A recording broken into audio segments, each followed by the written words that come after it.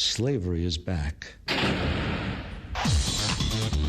Welcome to a place where private business profit from a captive labour force, yet pennies are spent on medical services to a population in which the Indigenous, the poor and the mentally ill are overrepresented. Where isolation, humiliation and degradation are facts of life. Welcome to prison. It depends who's telling the story, I suppose. The prisoners would have one view, the people who work in the prison system would have another, and I think it's up to people to decide where the truth is. Give government propaganda and the media spin doctors the flick. And check out Doin' Time for news, views and tunes on prison issues from Guantanamo Bay to Christmas Island to prisons and detention centres everywhere. Every Monday at 4 p.m. on your community radio 3CR. We are still fired up and we're still talking about revolution. Hello and welcome to the Doin' Time show. This is 3CR Community Radio, 855 AM on the dial, streaming live on www.3cr.org.au. This is our first show back after summer programming on the 1st of February 2021, and a lot has happened. And we're no longer in lockdown, but there are still restrictions around coronavirus, and we still need to be vigilant. Coming up on today's show, we've got, first of all, Auntie Lizzie Garrett, who is from New South Wales, and she will be telling us what land she's from when we speak to her shortly. And Auntie Lizzie is going to be talking about deaths in custody and also Invasion Day, and talking about what happened with Invasion Day and the fact that it is a day of mourning. It is about Survival Day. It is not about celebrating at all Australia Day, despite what Scott Morrison says and his ministers. And then after that, we will be speaking with a treesitter who's in East Gippsland. East Gippsland forests are calling for support. Community members have set up an occupation near the Irunda Plateau, Goongerah, in some of the last unburnt forests. So we'll be speaking with the treesitter in regards to what's happening and looking at some of the significance of the logging, the fact that there shouldn't be logging in these special areas, and he's up there to stop imminent logging of the area. Then later on we'll be speaking with Marianne Mackay, who is an Aboriginal activist from Western Australia. I've tried today to look at what's happening around the country in regards to Invasion Day. So we'll be speaking with Auntie Lizzie shortly. Free Palestine Melbourne is holding an online forum exploring the implications of a number of Arab nations normalising relations with Israel while it continues to occupy Palestine and oppress the Palestinian people. The forum will explore the implications for justice for Palestinians, for geopolitics and peace in the region, and for the expanding gulf between autocratic rulers and their people. Speakers include Dr. Khaled Hroub from Northwestern University in Qatar, Dr. Ahmed Jamil Azam from Birzeit University, and Palestinian and local author, playwright and activist, Dr. Samah Sabawi. Join us the 10th of February, Wednesday night at 8 p.m. Register at fpmelbourne.org/events. That's fpmelbourne.org/events. Free Palestine Melbourne is a 3CR supporter.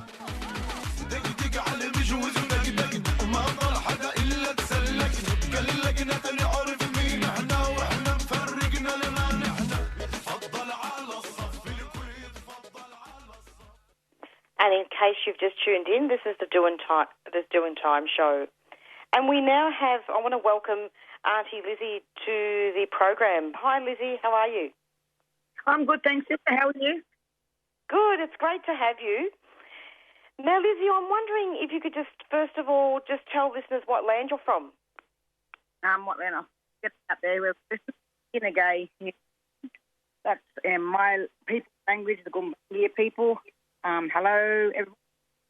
So I'm from the Gumbaynggirr, Dunghutti and Bundjalung nations, 3 nations on the mid-north coast of New South Wales, which range from, in case mob out there listening don't know where they are, let's say from Grafton is Bundjalung area, Coffs Harbour, coastline, and downwards is Gumbangia, and then we get to the Kempsey on the way down to Taree is Dungutty. So that, wraps up where I'm from on the mid-north coast.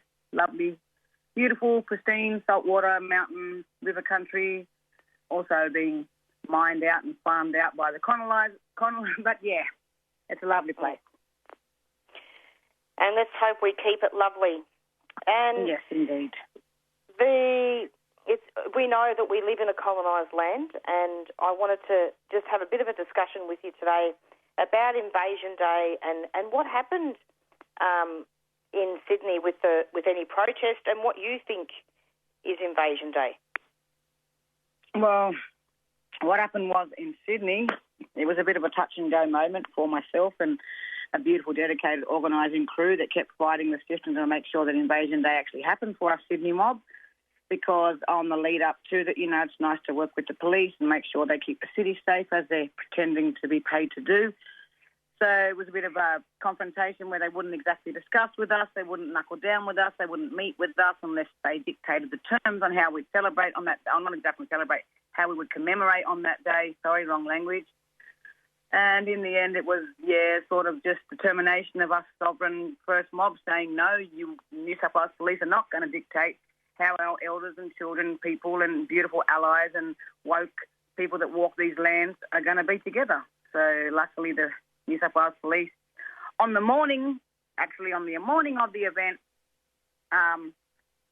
realised to come to a bit of sense and just let us meet all together in the domain, and we successfully gathered a definite 8,000 people on the QR code to that registered that day, but I dare say there was a couple, maybe 1,000 more that didn't exactly register because the domain was packed full of bodies.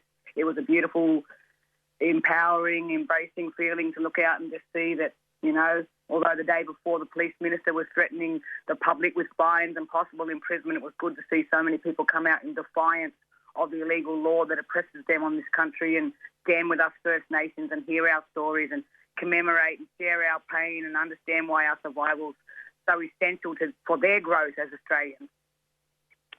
No, that's very true what you're saying. And, for people that have just possibly tuned in and don't really understand about Invasion Day, could you explain exactly what it is? Oh, well, Invasion Day, like on the counterfoot, is what the white people call Australia Day.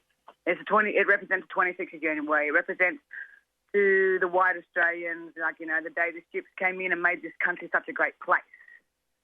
And then it represents on the back foot of the First Nations people the day that 11 ships came here full of terror. And it was the first demise of our people, our land, our culture, our water, our songs, our dance. Our total human existence was denied. So this day is really, really important for us to show that it's a day of mourning. And today where we get to reflect about all the beautiful, great ancestors and elders that have gone before us to pave a way that we even have a platform today to call Invasion Day, all them beautiful elders that have protested and stood up against this system that they know is wrong and corrupt, and then therefore even further back to our ancestors that didn't have any leg to stand on because they were shot dead and hung from trees in public for the rest of us to be feared for life for if we didn't assimilate to the great white Australia policy. So Invasion Day for Aboriginals, I don't even use the word Aboriginal, for First Nations, it's the essential day. Although Invasion Day to us is every day because it just keeps going and the genocide hasn't stopped. But that day especially, it's just a day of reflection, a day of sitting down and understanding where this all began, how we lost everything, but yet how we're still so strong and we're still gaining stuff, how we're still fighting for our self-determination, how we're still here battling a system that still steals our children, mines our land, blows up our trees, that still desecrates our Mother Earth.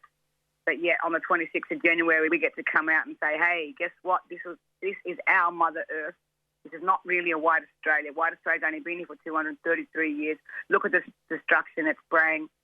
So it's really nice to know that we can have that, one day, although it's a big argument with the government every one day of the year, which is absolutely toxic and ridiculous, I believe. But to know that we can turn our narrative around, still stand strong, still share with our children, still share with our elders, still have our pain stories reflected, still give grace to those that led the way before us, still encourage those that are coming the way after us.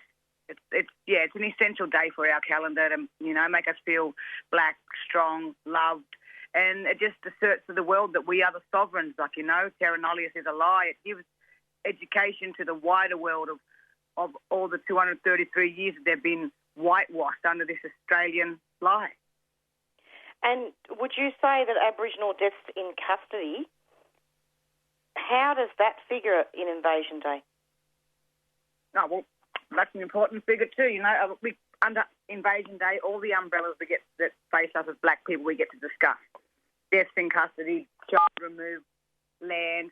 But with deaths in custody, of course, at the moment, it's a very prevalent thing because we've had a Royal Commission into this only 30 years ago, not million, but 30 years ago, which is enough time that change sort of really happened. And within these 30 years, we've had over 440 Aboriginal deaths in custody. That is that's brutal. Disgusting number. That is like how many a month? I can't remember for the math right now. I think it was like 15 to 20 a month. Yeah, that's a lot. That's and it's Invasion Day, when you think about it and you think about the boats coming in and killing our people, and then you think about 440 deaths in custody in 30 years, and it makes you think the regime is still happening. The white Australian policy is still so alive and well. To know that 440 plus Aboriginal deaths in custody have happened since the Royal Commission, without one charge, without one conviction, without 1 ounce of justice. And Scott Morrison, the Prime Minister, said that all stories are important. In Invasion Day gets to illuminate that, statistic, gets to illuminate that narrative and conversation to everyone to understand, wow, this is not 200 years ago. This really does happen today, 2021. Yeah. So, sorry, Auntie Lizzie. But it's true. It is still happening in 2021. So to go on from that, Scott Morrison, the Prime Minister, said on ABC and various other channels that all stories are important. Now, that really, as a radio broadcaster and as a human rights activist, that really got to me because, yes, all stories are important, but it's totally offensive for the Prime Minister to say that on Invasion Day. Oh, definitely. Seriously. How I don't know, but a man like that, how do you even have the audacity to say publicly that for those on the boats that day, the First Fleet, it wasn't a very nice day for them either? No. How do you have the audacity to stand there and know that you're the one with the loaded weapon unleashing terror on other human beings that have no chance of self-defence against your weaponry or your arsenal, and yet you get to come back in 2021 and tell the good white Australian people that, hey, it wasn't a very good day for us either? Scott Morrison is disgusting. Absolutely atrocious. It's true, that we also had, the convicts, and we had the Irish people as well, who were oppressed. But the point is, it's not. The Irish, they weren't protected by the Australian government. So correct. Well, not on the 26th of January anyway. Yeah. It's a really sad thing, isn't it? Oh, definitely. You want to change the national anthem with one word to one and free. We are not one. Yeah. How are we ever to be one? How are we one when there's something called ABC gets shut down for saying the truth at Australia Day / Invasion Day? And what was that? I said, how can Scott Morrison call us one and free when as soon as ABC tries to be the first public platform to put as a headline Australia Day / Invasion Day, they got threatened with being sued by the government? 100%. That's correct. They back their headline to just Australia Day. So I don't think we're one and free at all, Mr. Morrison. Absolutely. I'm so glad that I got you onto the show because I felt like it was really important to talk about this. Oh, thank you very much. It is very important. The narrative the education needs to go out there to the wider people that are listening and the ones that don't understand that this is reality. The people that come to Australia under the lie, under the falsifying that, Advance Australia Fair, come this way, you'll be treated fine, you're going to get a better education, a better life. Then all of a sudden you get here and it's just all indoctrination. It's all lies. It's all, if you don't fit this box, you're oppressed. That's true. And Arnie, we can't forget Tj Hickey, can we? Because his anniversary is coming up soon. Yes, his anniversary will be on the 14th of February, only 13 days away, bless the little darling. And right now there's a revamp, and everyone's with the East Gippsland movement, which is Indigenous Social Justice Association of Sydney. They're a very strong supporter of Auntie Hickey, and they're at the moment getting out there with a new petition and everything to put back to the government, because as you see, the government continues to fail the parents, as we talked about, 440 families. Well, Gail Hickey has been one of them families for 17 years now. And if you know the story of Tj Hickey, anyone with blind eyes and deaf ears can see it's corrupt. Anyway, it's totally wrong story about a young boy losing his push bike, wrongfully profiled, chased pursued by the police, which ends up with the police car hitting his bike, sending this young man flying into the sky, him being impaled on a fence. The police officers then removing him from the fence before any medical experts are there, before the ambulance, and then that young boy dies. And that trying mother, to say that his death was an accident. Mother and family told to get over it. We go to his courthouses, his push bike's not brought back. Where's his push bike? Why are you hiding evidence? Why would you remove a body from impaled fence before a medical expert was there? There's so many wrong loopholes in that young boy's death and tragedy of that family and what they go through. And it's about time that all these families got some peace and justice. Mothers should not need to be out in the streets screaming for justice after blatantly their son has been killed or, even accidental, whatever. There's someone that needs to pay consequences for their actions for 441 bodies that are no longer here, let alone the bodies before the Royal Commission. Absolutely. Auntie, thank you so much for coming onto the show, and I'm hoping that something will be organised for the 14th of February in Sydney. Oh, definitely there will be. Probably have pardon me. There's usually a march and a petition outreach again for the locals to come and sign on, because with the idea of the New South Wales government too, when you're death in custody and you're trying to fight for petition rights and trying to fight for justice, they don't even let us have online petitions. We have to go out there physically to the street and make sure they are hand-signed petitions. That's exactly right. And also I wanted to take this opportunity, and maybe, Arnie, you could join me in this, with Uncle Ray Jackson, who really got persecuted by the courts and the police towards the end of his life for organising that TJ rally. Oh, definitely. Much huge respects out to Uncle Ray Jackson and any family listening to this voice right now. Much respects to what that beautiful, gentle, giant, tremendous man has done in the face of the battle. Like, without him, there would be no Indigenous Social Justice Association. He fought hard.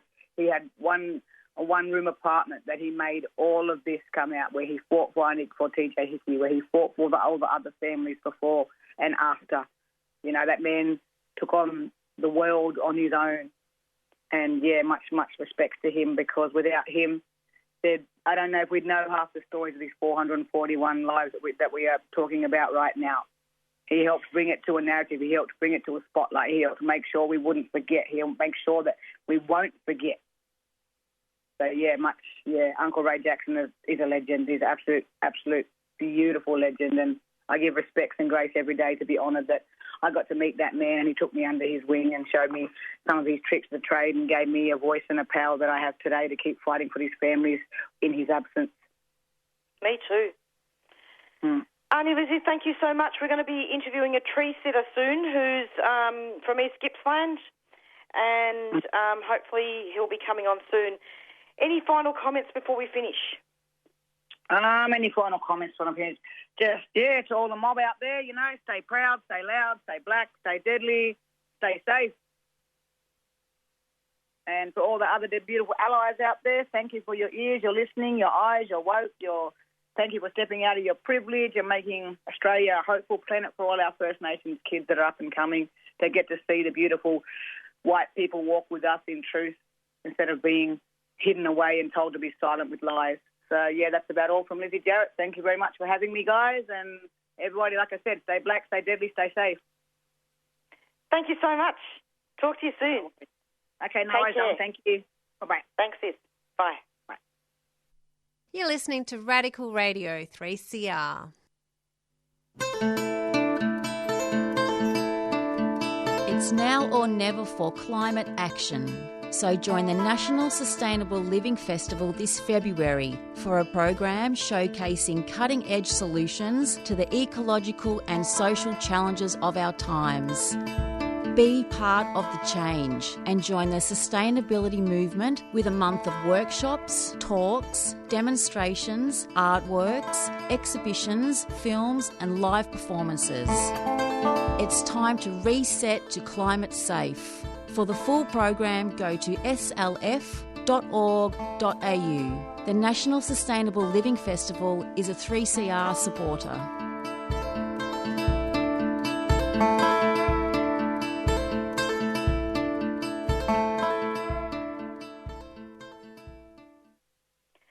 And you're back with the Doing Time show, and it's approximately 21 minutes past 4, and we're going to be speaking with Izac very soon.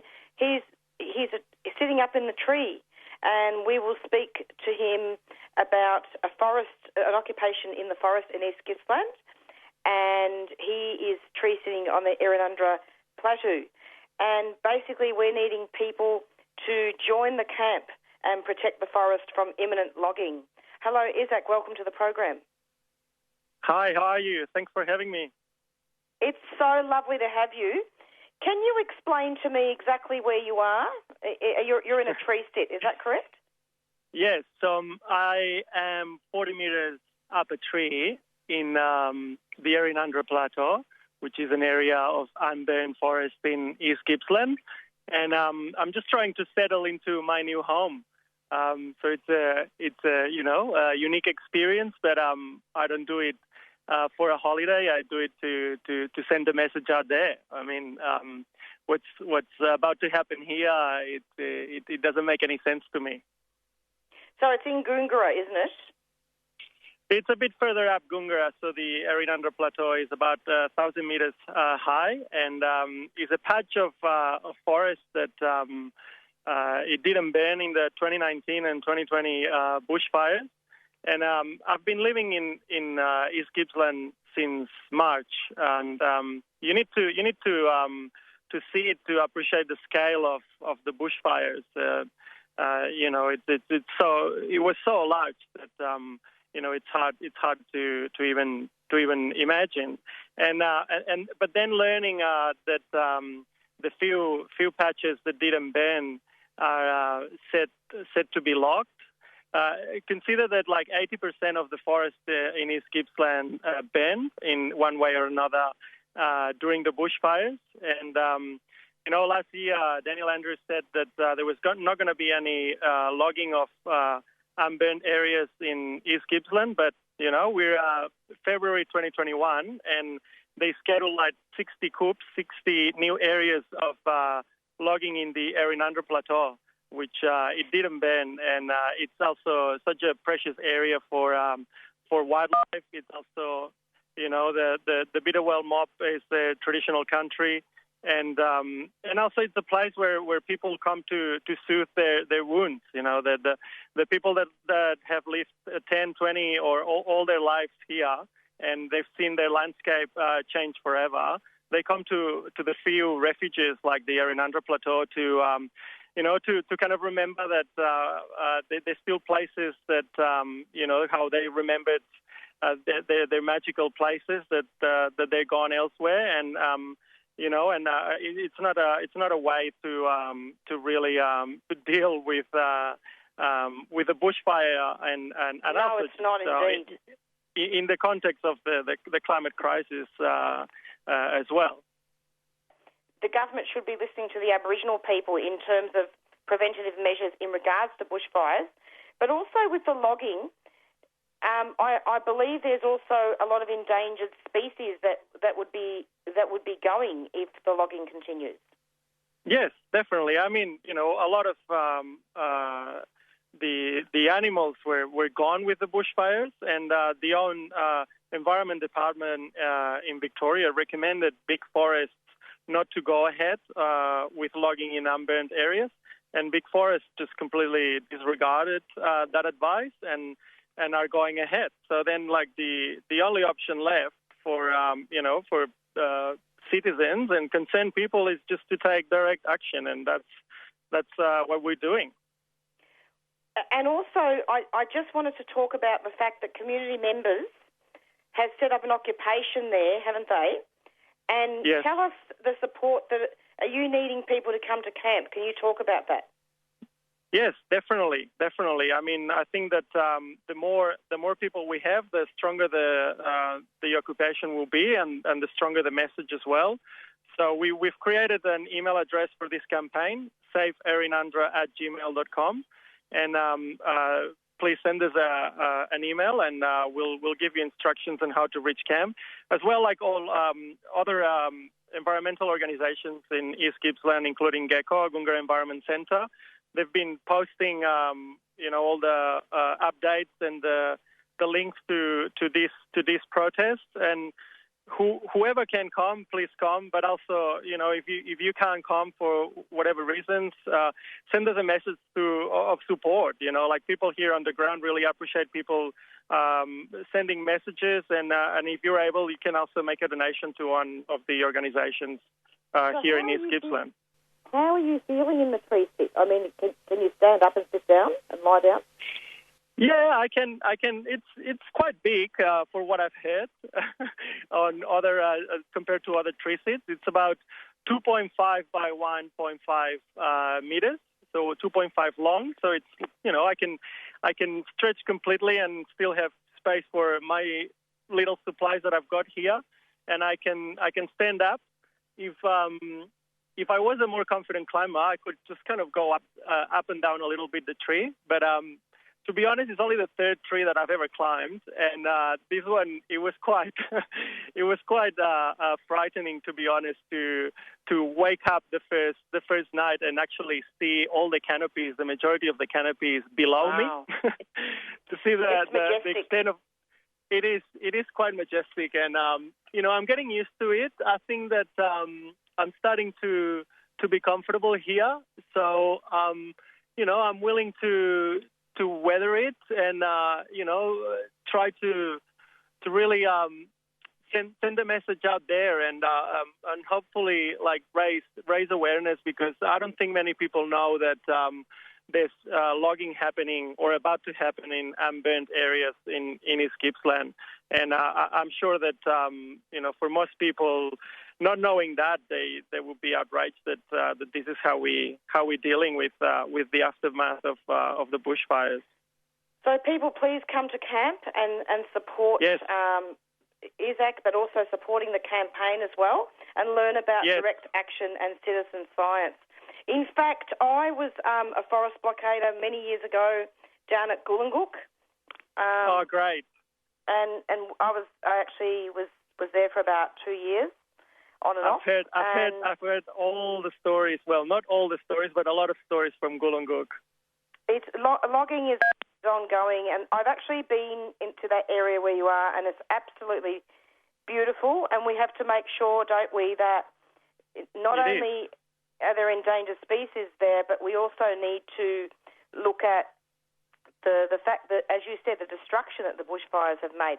Is the sooty owl one of the yes, sooty owl. Species? Yep, sooty owl and powerful owl and the greater gliders. And actually, greater gliders, there's been a couple of studies that came out recently that show the Erinandra Plateau, because of climate change and the rising of temperatures, it will be one of the few places where they will be able to survive because of the altitude the plateau. So it's critical that we save areas like the Errinundra Plateau, and we need to send a message to Daniel Andrews, and actually I would like a journalist to ask Daniel Andrews, like, why is he allowing logging in burnt areas, right, in East Gippsland? Because sending a moratorium for 2020 is kind of like putting it on the back burner for a year, and then hoping that people don't remember the bushfires. But I'm telling you, I've lived here for 9 months, and it grieves me and it pains me, to see that landscape every day. But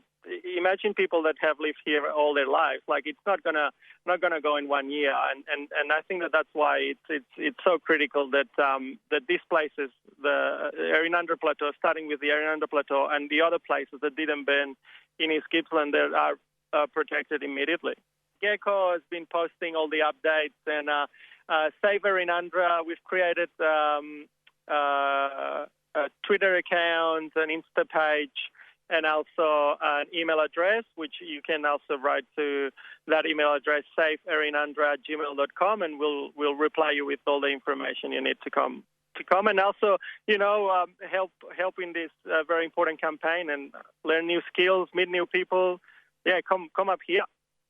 Stop the logging and yes, help to combat climate change. Definitely. And I'm hoping that we can eventually get a defence committee to help anybody that's been arrested. Be careful up there, won't you, Izac? I'm sure you'll be it's okay there for now, but obviously, if police come, I'm sure you'll have support people there for you. Yes. No, I'm very lucky that I have such amazing people that have been helping me get up here, because I have no idea of anything of how to rig a tree or set a tree seat.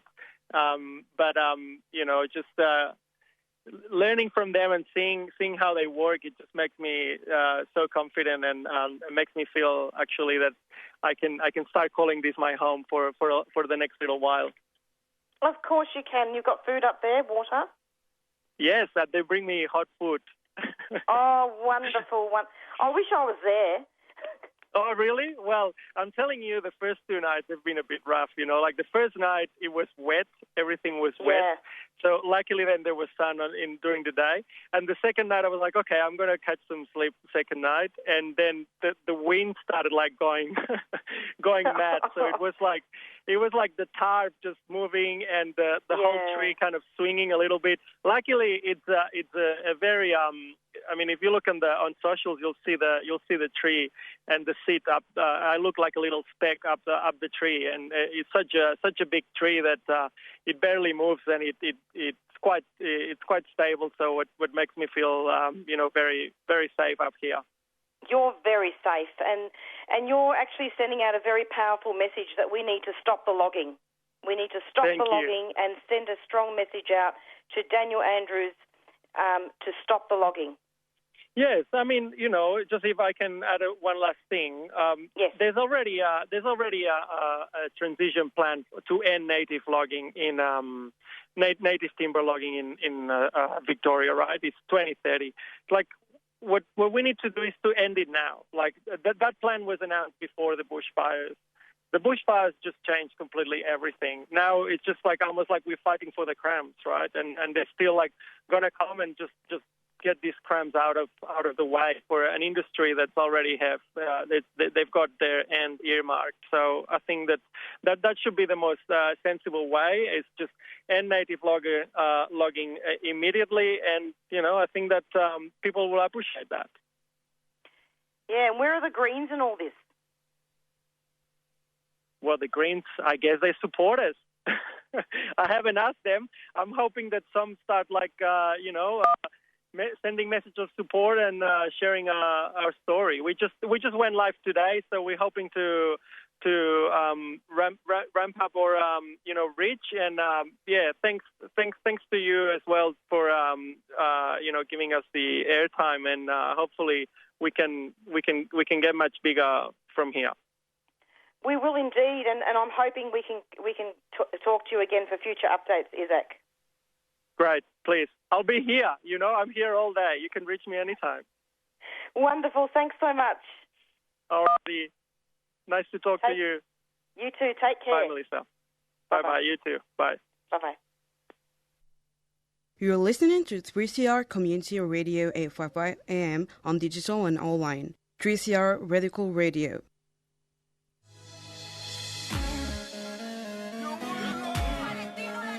Keffiyehs are Palestinian scarves, and they're a symbol of support for justice for the Palestinian people.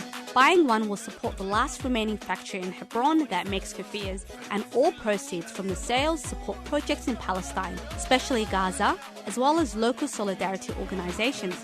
From the traditional black and white keffiyeh to an array of modern designs, all scarves are just $30 each. Explore the range and order online, or drop by 3CR during business hours. We're your support for the rights of Palestinians. Go to keffiyehs.org.au, that's KUFIYAS.org.au, a 3CR supporter.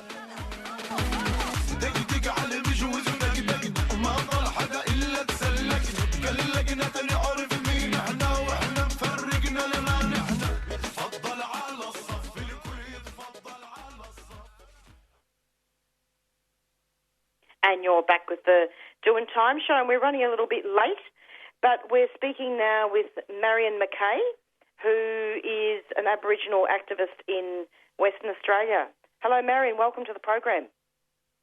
Hey, Kaya sis, how you going? It's great to have you. And we've been talking a lot today about Invasion Day, and we just recently spoke to a treesitter, actually, who's up in a tree in East Gippsland with the forest blockading.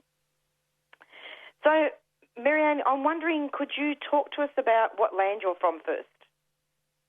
I'm a Noongar woman from the southwest of WA, so my mob all come from the Bilia people of the Wajak Nation on Noongar country. And so at the time of invasion, our great chief was Miji Guru when Captain Sterling first brought his mob here. And I think we were going to speak today about unity and also about Invasion Day in general and what actually happened in Western Australia. Yeah, so every year, over the last 10 years, we've built Invasion Day back up since we had the Canberra Embassy 40th celebration. So every year it's gotten bigger and bigger and bigger. And so the first time we marched, there was about 15 of us 10 years ago. And so it's grown to the point now where this year there was probably 1,500 to 2,000 people, and the majority of them Wadjalers, which is what we call non-Aboriginal people. And so it was a really good opportunity to spread the message of Invasion Day and what it actually means to us in the sense of being a day of mourning and the genocidal policies, the war crimes and everything that have been inflicted on us since the invasion. You know, ours was 1829 over here on the west coast, in Perth, and 1827 in Albany down south. So it was really sad. We had a really sad day in Perth this year due to internal conflicts that were actually brought over into the public arena. There was a lack of unity. So the actual message of Invasion Day wasn't promoted like it has been over the last 9 years before this year. So that was really sad to see. And so a lot of people didn't participate in the day or even rally when we marched, including myself and my family. So instead we went down to the Birak concert, which is the survival concert, where there was a lot of positive energy, even though it is a sad day. And we just took the kids down there for the water slides and to hang out with community and family rather than marching because of the negativity that was in the air. And so that's why it's so important, for us to have that unity and come together as a community in unity, because over the years we've always had that united front in public regardless of whatever internal issues are going on. Because at the end of the day, it's about the issue and the message of what the day means to us. And because we have garnered a lot of public support over the years and it's growing and growing, it's really important that we encourage and teach, all the Wadjalers, like the non-Aboriginal people, the true meaning, because they're showing us the respect by turning up at an Invasion Day event when they could be Aussie, Aussie, Aussie, oi, oi, oi with their barbecue and thongs and everything, you know what I mean? And their patriotic Australian flag and things like that. So it just wasn't the same, but what we want to do is promote that message of unity. So what we'll be doing is we'll be taking Invasion Day, the control of Invasion Day, back to the community rather than it being organised the way it was this year and in the control of someone that didn't want to promote unity.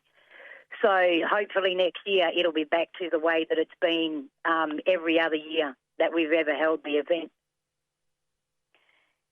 You know, there is actually a very important thing that I wanted to share with you and see what you thought, and that is that diversity and actually getting along scares the government and the police.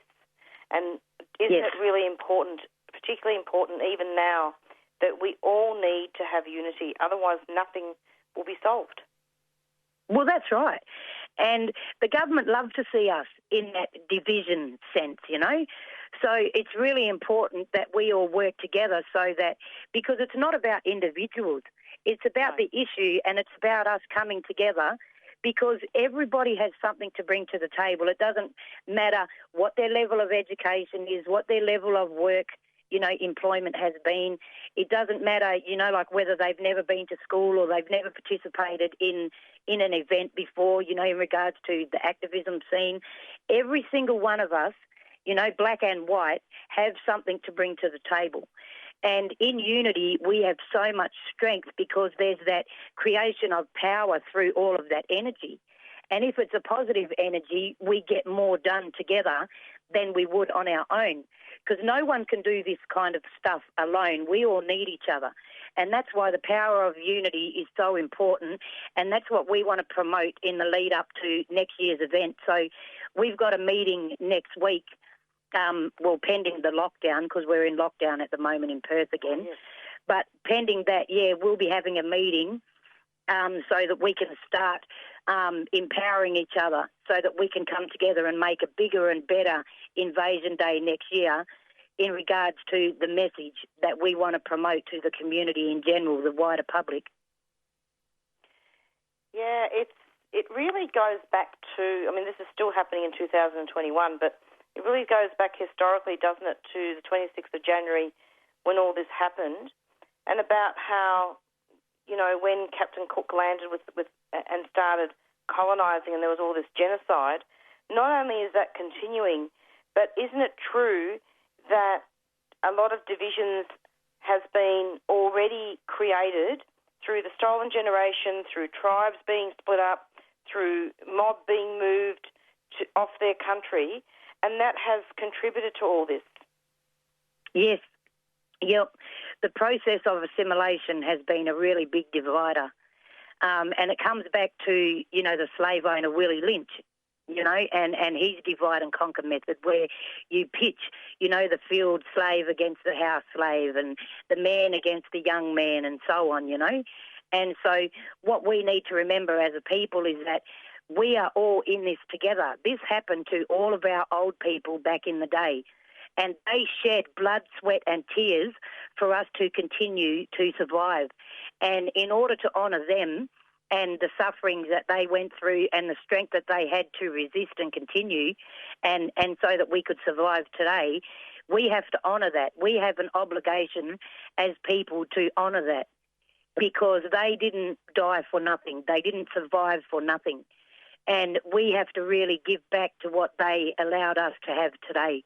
And that's something that's really important to me, is to honour my ancestors and to honour the old people that have walked the path before me, because they paved a foundation that it is an honour for us to continue, you know, and we have to teach the future generations that we can't move forward unless we're together. Otherwise, we're just going to be taking a step back to when you had the black trackers and people were trying to survive. The black trackers. Okay, so you're saying that, you mean the ones that were employed, well, no, they weren't employed, they were slaves to capture Aboriginal people? Yes, because you had the black tracker that basically was just trying to survive, you know, and then you had the black tracker that just gave up and sided with non-Aboriginal people. So what we have to remember is that there are two sides to every path that's been walked, and we have to choose the right one that will bring us all together, not divide us and separate us. And generally speaking, how is that happening still in 2021? I mean, it sounds to me like there is a lot of division here, and can that actually be linked back to history? Well, to me, my personal view is that it comes down to ego. And ego does not have a place in Aboriginal society. You know, Aboriginal society is led by councils and community coming together. The decision-making process is through a community coming together and working with each other to move forward. So the ego is a process, is a part of the assimilation process and a part of the Western system. Like we can't, in activism, my view is you can't have an ego. If that's how you want to move forward, well then you shouldn't be standing up for Aboriginal rights. Because Aboriginal rights and moving forward is about people bringing what they have to the table, bringing what they can to the table, and working with everybody in a team so that we can actually develop strategies that we can move forward with together. Because one person does not know the answer. You know, one person cannot do anything. We have to work as a team, you know, where a whole heap of us are coming together and putting all of our ideas and strengths into the pot. You know, we don't need the crab in the bucket story happening. You know, it's really sad when there is egos, and that's what we really had to deal with in Perth this year. And it was just really sad because this day is a really important day for us, and only together can we get that message out in the public. You know. Let's hope that we can work on that unity and that next year's better. Now, with the Prime Minister. What do you think about the Prime Minister's comments when he said that all stories are important? He said that all stories are important on Invasion Day. Well, he calls it Australia Day, where people need to celebrate. And he says that all stories are important. Oh, typical of a man in the Western system. Like, hello... You know, all stories may be important, but at the end of the day, Invasion Day, you can't compare that to the First Fleet or the things that he was talking about, because Invasion Day was the start of a dispossession, murder, massacres, and the total annihilation of some people on a continent that had existed since time immemorial. You know, a sustainable culture where we had all of our governance structures, agriculture, everything. It was a whole society, but because they believed that our people were uncivilised according to the Western way of life, they felt that their way was superior and that they could come in and just disturb the oldest continuing culture in the world. So Scott Morrison, if he really wants to lead this country, he needs to shut his mouth in regards to those comments and really understand that Australia Day cannot be celebrated. It is a day of mourning for our people, and they would not celebrate the Holocaust. You know, so I don't understand how that is any different than what our people went through, because the genocide continues today through, you know, welfare taking our kids, people dying in custody, people being locked up for minor offences, you know, a lack of mental health support, a lack of support for our young people, and just placing them in detention centres when young people need healing. You know, the lack of true education and truth-telling of our history. Like, Scott Morrison really needs to take a step back and listen to the voices on the ground, because he's really ignorant in my view. And thinking that they can change the anthem to one and free, the anthem actually represents a white Australian policy. It's not an anthem that everybody can sing, because I've never been a part of the anthem, and I don't know how we can stand proud and sing a song that has no relevance in our lives and represents the white Australia policy that came and destroyed our whole way of life in the first place. I'm not singing it. No way, one and free. We're not free. And Australia's not a young country. Aboriginal people have been there for thousands of years. Yes, oldest living culture in the world, and their own science tells them that. Exactly. And we're not one. Like, look at all the rednecks we've got to deal with every time we have the lead up to Invasion Day. I know, it's really crazy.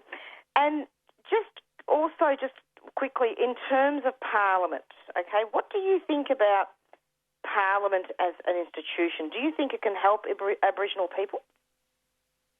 Not if we don't have a voice at the table in the decision-making process. Like, my personal view would be that we have two parliaments. So we go back to the Crown, get a treaty after all our songline treaties are in place with all our own nations, you know, and then we can coexist. I don't understand why we can't coexist. Like, why can't we have an Aboriginal parliament that is specifically for our people? We determine our own affairs, we distribute our own funding, we make our own decisions, and they can have their little Western parliament and go and do whatever they need to do under our sovereign agreements. You know, and a whole new constitution is developed and put in place. Like, it's not hard. All they got to do is split the system. Like, I don't understand. Well, I do understand why they won't, because they love the control. They came here to steal our resources and our land, you know. The problem is it would still be under the Westminster system and it would still be under British law. Yeah, well, that's my point. So what we need to do is the government need to support us in getting all of our songline treaties back in place on the ground with all our own nations within the country. Yeah. And then when that's done, we can organise sovereign treaty agreements with each of those nations, because the Prime Minister needs to learn that we are all different. They can't have one national treaty. It's just not going to work, because we all have different things within our areas that we need and want. Like, some don't want a treaty with the government. You know, some don't want to have a treaty at all. Some want to be left alone, you know. And we can't treaty with the government because they don't hold absolute sovereignty. The sovereignty they have comes from the Crown and sits with the people. So a treaty is based on two sovereign nations. So the only way that we can really do some sort of sovereign treaty agreement is with the Crown sitting over there in the UK. But I don't know how that's going to happen when Brexit happened yesterday and she's pulled back on all her sovereign borders. So where does that leave Australia in the sense of the Crown's sovereignty here? You know? Yeah. So there's a lot of things, you know, that need to be done. And if they get those sovereign agreements in place, well, that's when we can have our Aboriginal Parliament in each of our nations that is under our own law, our own sovereign laws from where we come from. So rather than have a House of Representatives and a Senate, well, we have our Council of Elders. You know, we have our Youth Council. You know, we have our in the middle council, you know, of all the young, not old people, you know, like in that border. So we could have three chambers, you know, and the Council of Elders are the head, and then the next mob do whatever they need to do, and then you've got, like, the young people that do whatever they need to do. And the portfolios can be distributed, you know. So it's not but it's done blackfellow way. Yeah. It's not hierarchical, it's circular. Yes, exactly. So that we go back to our old ways, and then that way it would be fair for everybody, because each nation would have their own area that they're bound by, and you'd come back to your territory. So this family group would be control of this area, this family group here, this family group here. And I know you get a lot of nations that have lost that structure, but they can get it back. Yep. You know, like the Waddlers, they documented everything. So if they don't know their land areas, they can go back and do the research and find it and then revitalise it, because everything's there. They wrote everything down. They took all their history. So the archives in the UK would have pretty much everything that they'd need, you know, to be able to restore that. And I don't think you can put a time frame on doing something properly, so it takes however long it takes. You know, it's true. And in fact, we've had you on this show many, many times over the years, and you've talked a lot about land grab. And, you know, let's be honest here. Really, this is all about taking the land away and mining and raping the land. Yep. Yep. Biggest land swindle in the world. Yeah. Yep. Well, and so what we have to do at the moment... Yeah, sorry, Marisa. And we have to keep going. Go on. Yep. Yeah, no, I was just going to say, so what we have to do is, because the government don't want to listen to grassroots people, we need to get people into the parliamentary system so that we can change it from the inside, you know, and get them to come to the table to us. You know, so like how you got Lydia, you know, over there with Mob in the Senate. So that's what we need to do, is start. It doesn't negate our sovereignty by entering that system. You know, we can use our sovereign rights within that system to force their hands, you know, to listen to us. So that's why this year I'm running with the Socialist Alliance in the WA state election. You know, we just see how it goes. Yeah, so I'm running for the South Metropolitan seat, I never had a want for politics. Careful. But, but I'm not a politician, so if I get in there, I tell you now, I'll be telling them fellas, you know. So we need to have a voice inside that system, Yep. Okay, but I won't be swearing an oath. Everyone's different, Yep. Yep, careful. Everyone's different. I tell you now, because I'm not a politician, but if my voice got inside that system, I can tell you now I'll be fighting for everything to make them listen to the real people. Absolutely. Yep. Marianne, thank you so much for coming onto the program, sis. We've got a couple of minutes left, and we'll talk to you very soon. Yep, no worries, sis. Thanks for having me. It's always good to yarn with you, Mum. Absolutely. Take care. All right, you too. See ya. See ya. 3CR. You're listening to 3CR Community Radio 855 AM. Visit the 3CR website at 3cr.org.au/podcast to hear the most recent recording from each show, or 3cr.org.au/streaming to listen live.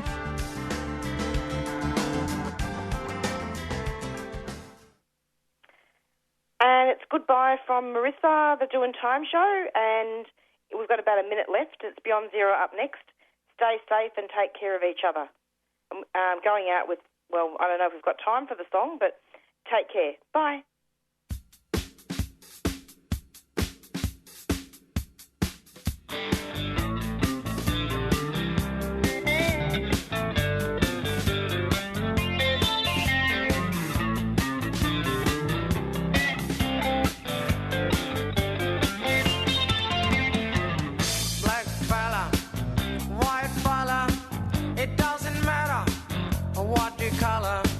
As long as you a true fella, as long as you a real fella. All the people of different races with different lives in different places. It doesn't matter what your name is. We got to have lots of changes. We need more brothers if we're to make it. We need more sisters if we're to save it. Are you the one who's gonna stand up and be counted? Are you the one who's gonna be there when we're shouting? Are you the one who's always ready with a helping hand? Are you the one who understands this family plan? Black fella, white fella, yellow fella, any fella, it doesn't matter what you color, as long as you a true fella. All the people of different races with different lives in different places, it doesn't matter which religions, it's all the same where the ship is sinking. We need more brothers if we're to make it. We need more sisters